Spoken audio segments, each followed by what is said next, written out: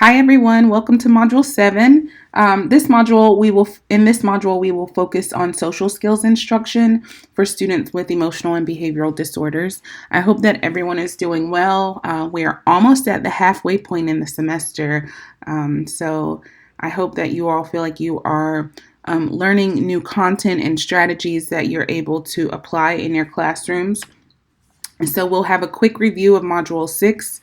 I'll go into some social skills instruction and then we'll have a wrap up. This chapter is pretty short, so this audio lecture will probably be pretty brief. I know that I said that at the beginning of a lot of the other ones, but I probably truly will stay to around 20 minutes this time, so we'll see. As a quick review, so you all did a really nice job with your reflections on CBI last week. And so as you kind of think back around cognitive behavioral interventions, if you grasped the sort of the main ideas from that chapter, ideally you would be able to identify some examples of self-management interventions that students can use. You should be able to identify or describe some examples of verbal mediation interventions, and then just be able to explain what the implications of using CBI are for students with severe emotional disorders. I know several of you had questions about sort of the relationship between CBI or even the implementation of CBI in schools versus in therapy settings, and I really appreciate that. So one of the things that I wanted to point out is that the main goal with CBI is really to teach students to kind of be autonomous and sort of be their own agents of change. They talked about this in the chapter summary for this, for your chapter 6. Just being the agents of their own change and being in charge of their own learning and their own behavior. So we're not going into as much detail and as much intensity as some of you might have experienced in a traditional therapeutic CBI approach in a clinic setting or with a therapist. The idea, though, is that we're helping students strengthen positive behaviors and become more aware of their thoughts and their behavior. So really making that connection. So for younger children, a lot of times when we use purely behavioral approaches, we are, reinforcing positive behaviors, ignoring negative behaviors, and our aim is to increase the behavior we want to see. But those approaches don't necessarily help students think through why the behaviors are occurring. So with CBI, you're really just trying to help your students think through a bit more in depth around why the behavior is happening, and then what can they do to sort of manage that on their own. What can they take control of? How can they become more of a agent of their own sort of learning process and behavior? There was one other thing that your responses made me think of. For younger children, again, some of you asked, is this a good intervention to use with younger children? I'll be honest, I haven't seen it used a lot in elementary schools, for example. I think in most cases, middle grades and high school students, it would make more sense because they have sort of the cognitive capacity to really think through and even tell you, I did this because of X. And I think younger students can do that as well, but it just depends on the needs of the student and where they are in their process of learning about behavior and cognition. So I hope that clears up some of the things for you. I responded individually to those of you who had questions about CBI. But overall, no, do not expect that you have to go into the classroom as a special education teacher and implement this pure, cognitive behavioral intervention that therapists would typically do. It's not that. Your goals as a teacher are to model positive strategies, to help your students maintain and sort of teach those strategies until they're mastered for your students, and then essentially to reinforce the positive behaviors that you're seeing. So it's really just bringing cognition into what you already know about behavior. Okay. So this chapter leads pretty nicely into the next chapter on social skills instruction. So this week you read about social skills, thinking about how social competence is defined and what causes social skills deficits that we see in some students with EBD. And of course, I hope that many of you have learned by now that many of these strategies that we discussed in this class can be applied to students across disability categories. So what are social skills? They're learned behaviors that essentially support any type of appropriate interaction with others. And we know all behavior is learned. And we could, have a long conversation about, well, what is quote unquote appropriate behavior? Who decides what behavior is appropriate? So for the sake of time and just kind of focusing on traditional social skills instruction in this class, we won't necessarily delve into that. But I do think, and we'll get to this in a second, around the importance of acknowledging cultural differences in behavior and or social skills and how that plays a role in your instruction.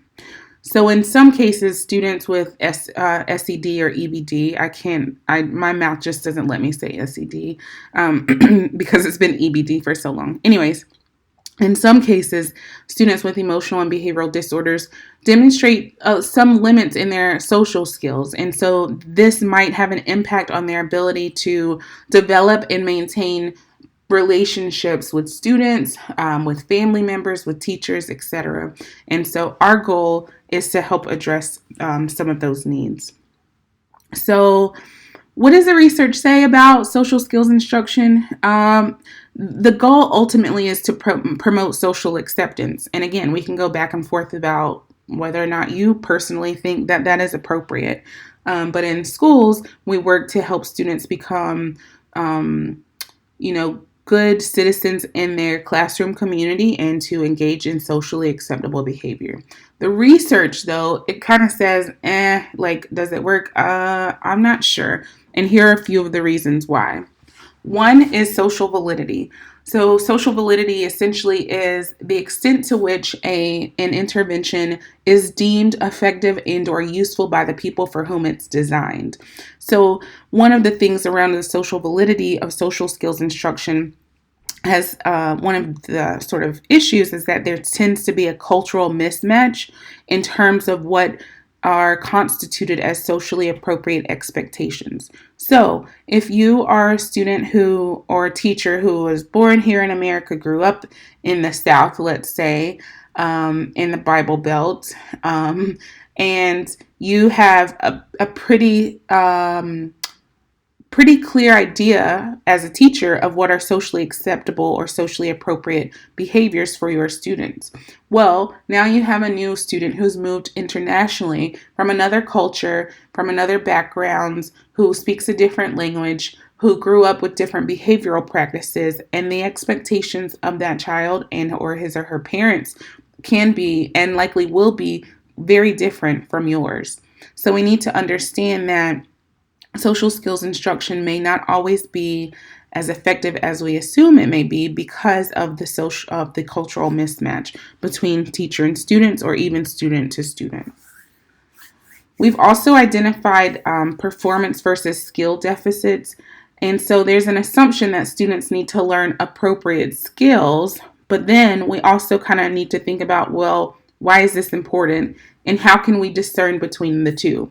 So for some students, it's a performance deficit, right? The student does not know how to come into the classroom, put away their backpack, put away their lunchbox, sit in their seat, and start morning work, right? In other cases, I think I said that backwards. The first example was a skill deficit. They don't know how to do that.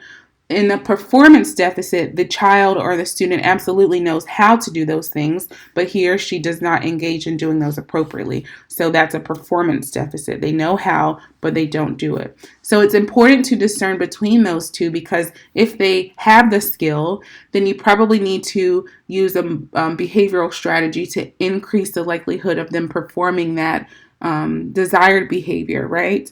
Whereas if they don't understand the skill or they don't yet have the needed skill, then you have to teach it, right? So you can't expect students to engage in socially appropriate behaviors that they don't know how to engage in or that they don't know how to activate. So it's really important to be able to discern between performance deficit versus skill deficit.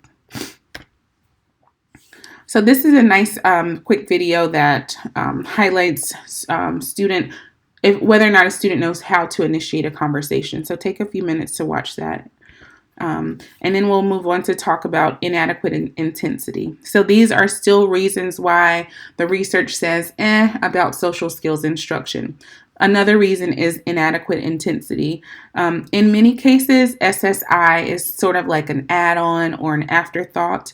And so we don't necessarily have strong fidelity of implementation where there's consistent implementation of social skills instruction. And so it becomes challenging to say this is effective because we don't really know a lot about how intense the strategies are or how they're implemented, or even if they're implemented regularly. There's some debate around the curriculum that are available. Sometimes the curricula seem to be inflexible, that there's not a lot of leeway in how to implement the approaches. Sometimes there are wrong target environments or populations. And then the big thing about social skills instruction is that a lot of these have been designed for research. We're trying to really determine whether or not they're effective. And so in those cases, it's not always practical for you all as teachers to be able to go in and apply a specific social skills curriculum that has not been generalized across settings in a practical way. So this is another challenge. One of the important things to remember, though, is this fair pair rule that we've already talked a little bit about throughout the semester, and to remember that all behavior serves a purpose. And so if your replacement behavior does not meet the child's need, they will find one that does. So if a student is engaging in aggressive behavior because they are trying to escape a non-preferred activity or a non-preferred assignment, you need to find a replacement behavior that still allows them to escape, but is viewed as a more socially acceptable form of escape. Okay, so definitely think more about the fair pair rule and how that plays a role in your social skills instruction. In terms of generalization, social skills taught in an inappropriate context are not relevant for students. So sometimes students are not able to sort of carry that skill from the classroom to home, or from the classroom to the bus, or from the lunchroom to the playground, right? And so we can't expect that generalization to happen naturally. You have to actively engage in helping the student generalize their strategies or skills from one context to the next.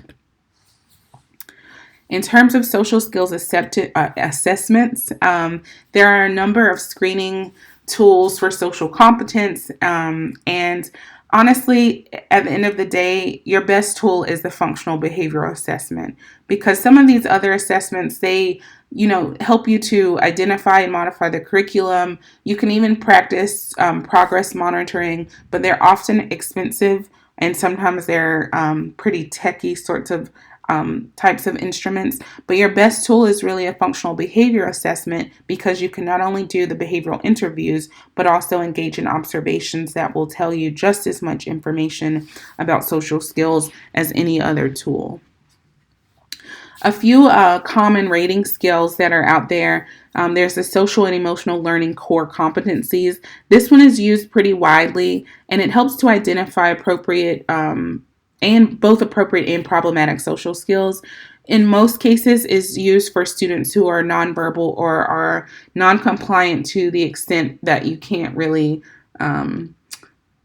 engage in an assessment in any other way. So the ratings can either be done by others, or the student can engage in self-ratings of themselves. So this is one assessment tool that's out there. Behavioral interviews are really interesting to me. They're important because this is a component, one of the components of the functional behavioral assessment, but also it's a really nice indirect measure of social behavior, and these are useful for developing the social skills curricula. So when engaging or conducting a behavioral interview, you can assess the setting, so what's going on around the student, what's happening in the classroom or in this particular environment. You can assess any sort of prerequisite strategies that the student might have or that they lack or are needing support of. And then you can identify the antecedent, the behavior, and the consequence within the context of this behavioral interview. So, asking the student, what do you think got you in trouble, right? And this ties back into the cognitive piece that we just talked about with CBIs in chapter 6. So thinking through the behavior takes it a step further. And what happened right before you punched your classmate? So understanding from their perspective, what was the antecedent? You might record something that is actually different from what the student describes. So these behavioral interviews are critical. Another form of assessment is direct observations. So that's pretty self-explanatory. You observe your students in a natural setting. You look for any characteristics of problem behaviors that might be present, and then thinking about the most effective way to measure their social competence. So this can be a little challenging because you're really trying to think through kind of the best way to measure their social competence or the extent to which they engage in appropriate social interactions. So this one can be time consuming because of that. And it's called a naturalistic functional assessment. So you're kind of combining your FBA and your direct observations together in a naturalistic functional assessment.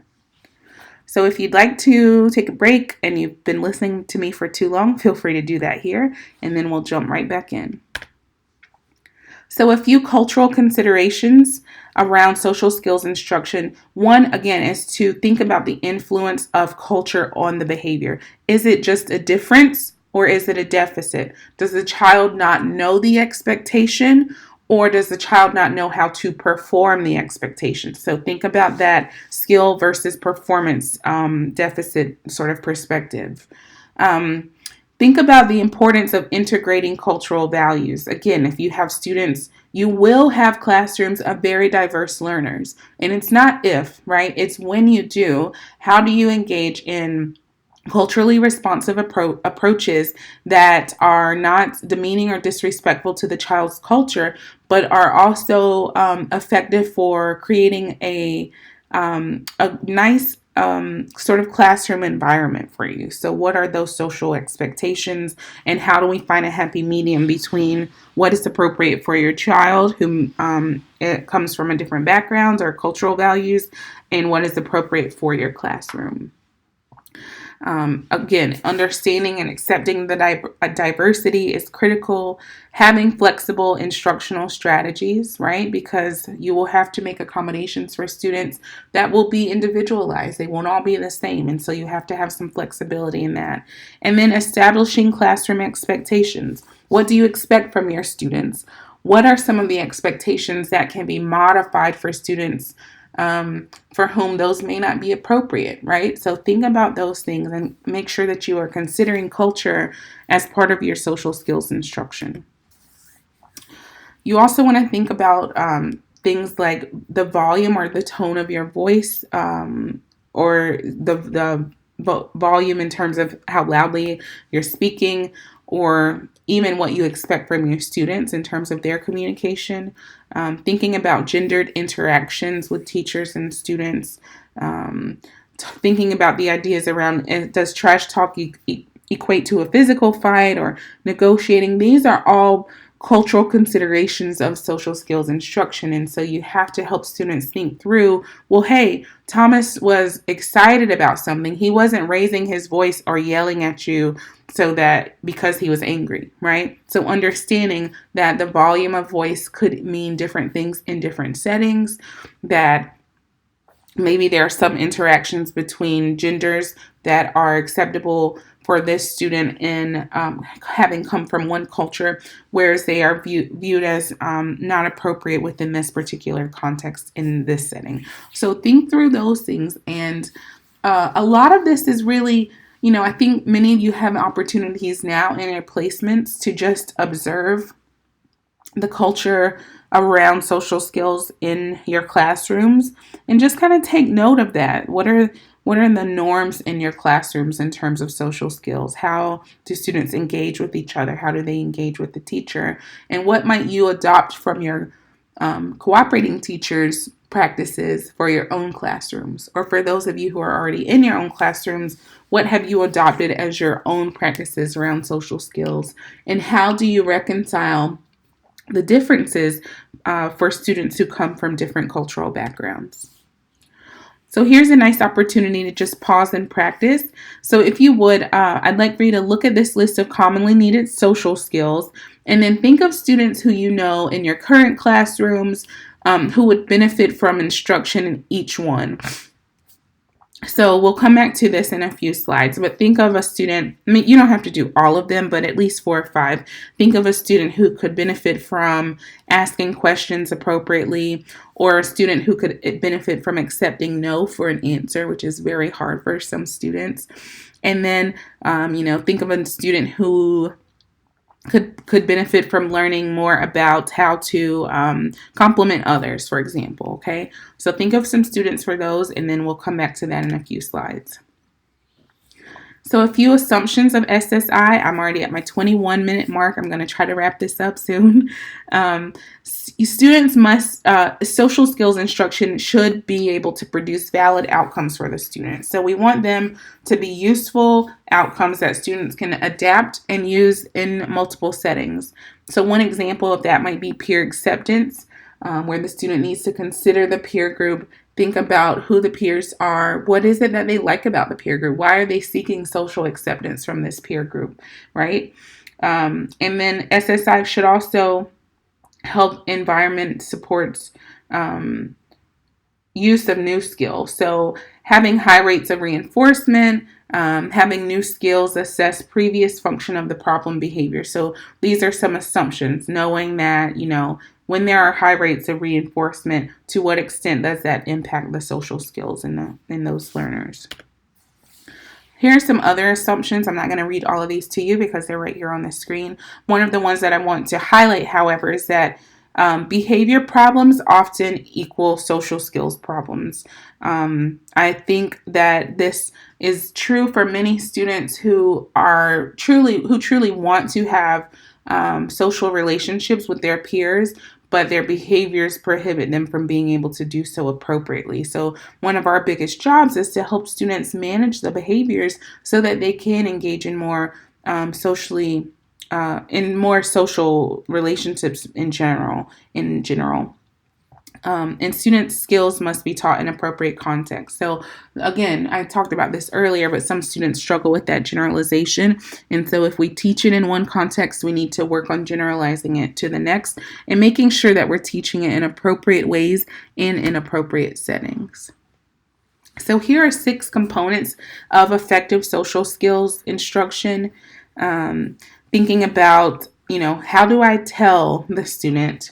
One of the strategies is simply to tell them what the expectation is, or tell them what the behavior is that they should be engaging in. Another component of effective SSI is to show and model. I think this is probably one of the best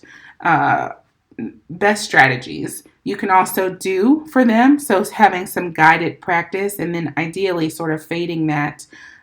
You go from guided practice to then their own practice. So you fade your guidance from number 3.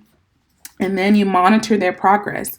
So once you've taught them the skills, you think about how you will measure the extent to which they're able to engage in those independently. And then you generalize from one setting to the next. So if you're able to help your students in this way, this is a really nice sort of simple set of strategies to use to effectively implement social skills instruction, and really just focus on one strategy or behavior at a time so that you nor your student feels overwhelmed.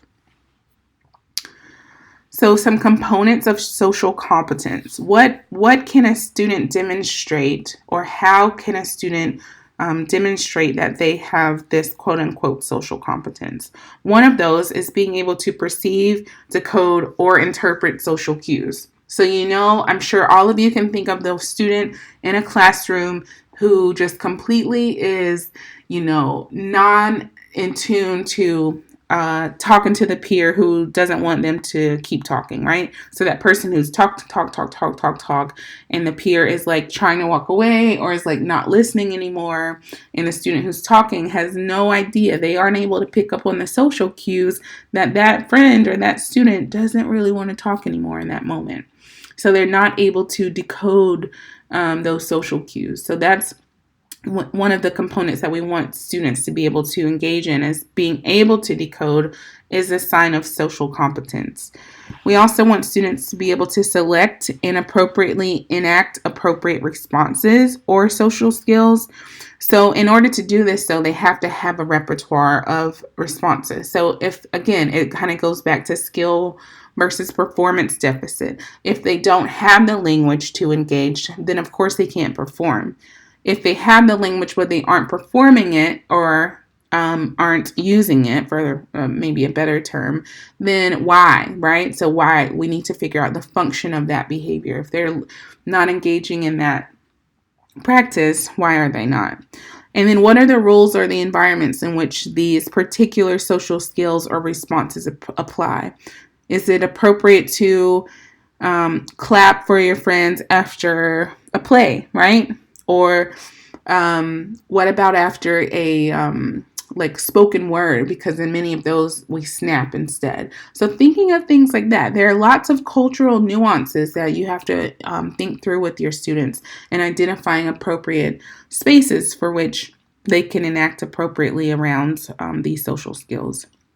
And then finally, maintaining social exchanges for appropriate lengths of time, and then acknowledging the reciprocity of social exchanges. This happens a lot with students who are on the autism spectrum, although that's not EBD, but social exchanges can be quite difficult. And for sometimes for students with EBD, they're just ready to get the conversation over with, and so they might not engage in sort of the reciprocal exchange of greetings or conversation that we would typically like to see.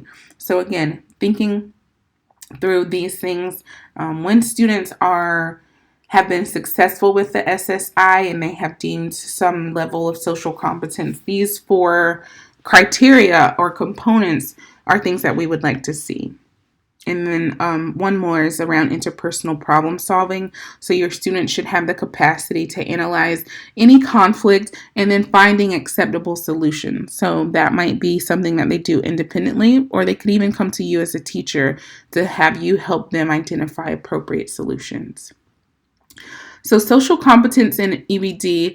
Many students with EBD struggle with developing social skills and really determining which skills to use at which times in which settings, right? And so for many of them, it's not, do they have the skill? A lot of it is just like, when is it appropriate to activate this skill? When is it appropriate or inappropriate to engage in that? So, what contributes to social skills? There's the component of social interaction. You need the social cognitive skills, and then you also need pro-social behavior. All 3 of these contribute to our development of social skills. And the correlates of social skills are problem behavior and academic achievement. So these all are connected, and they all have an impact on the other. So your social skills often have an impact on your academic achievement. Your academic achievement often plays a role in your problem behavior, and it goes in a cycle.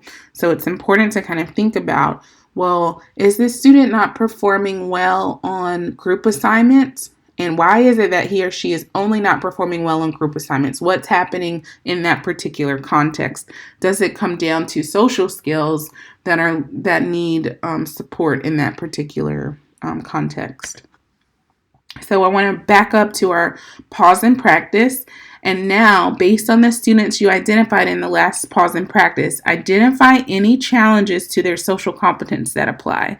Then I want you to describe how you can implement SSI to address their needs. Okay, so please submit your response to Moodle for participation grade this week, and I will review those.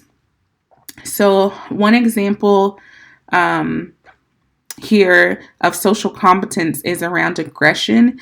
So if one is socially competent, then the student should have some alternatives to aggression to help them sort of cope and manage. So this student has a cool little acronym that he's using when he is angry, and so it means cool it action. So cool it before action, right? Take a breather, relax your body before you respond. So CIA. There are some other setting factors to think about for students who have aggression. You can read through these. I'm long-winded, so I want to speed up to the end for your wrap up things. But one of the things I want to point out here is that sometimes students, you are likely to teach students who have experienced trauma and students who have actually witnessed violence early on. And so while these behaviors are absolutely not acceptable in our classrooms, we also have to be sensitive to the mental health of our students and understanding that trauma plays a role in that. While it's not acceptable, I think having that background knowledge and being able to support them in ways beyond what you're teaching them in the classroom is critical. So if that means you need to refer them to the school psychologist or your school social worker to have therapy for managing some of that, that is important as well. So keep that in mind.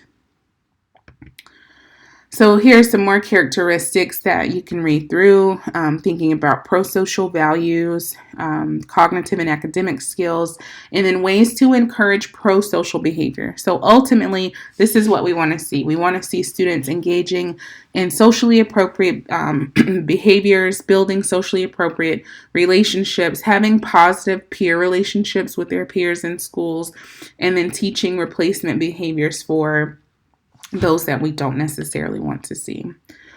So here's another video. It's old and a little corny, but it's a nice resource that highlights a way to teach social skills in high school. So you can review that one at your leisure. And then finally, your readings for this week include the Yale Chapter 7 on social skills instruction and the Gresham article, which is on Moodle from 2015.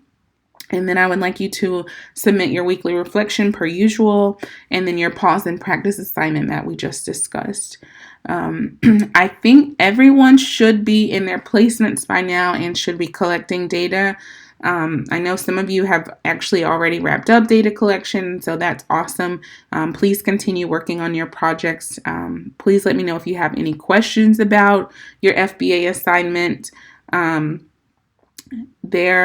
So I don't think some of you might have missed this, but there is a Moodle assignment link under, I think it's under Module 5 that says submit signed consent forms here. Please, please, please drop a photo of your signed consent form in that assignment submission link so that I have that. I think a couple of you sent me photo or sent it in an email, but if you could, I would greatly appreciate it if you could actually submit that on the link.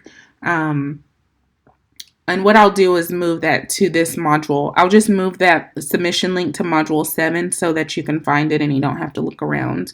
So please submit a photo or a photocopy of the consent form that your student's parent has signed, giving you permission to conduct the FBA and giving us permission as the university to conduct this as part of a class. That's really, really, really important. And I think everyone should be good to go. If you have not yet received consent, you should not be conducting any observations of your students yet. Okay? The FBA due date has been pushed back to March 17th.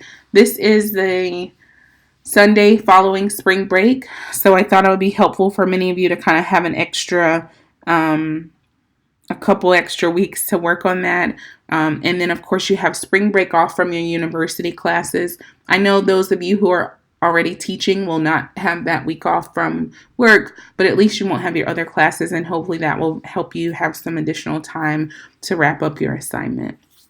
As always, please feel free to reach out to me, schedule a time to meet in person or online, and I'm happy to answer any questions. Okay? Thanks so much. Have a wonderful week.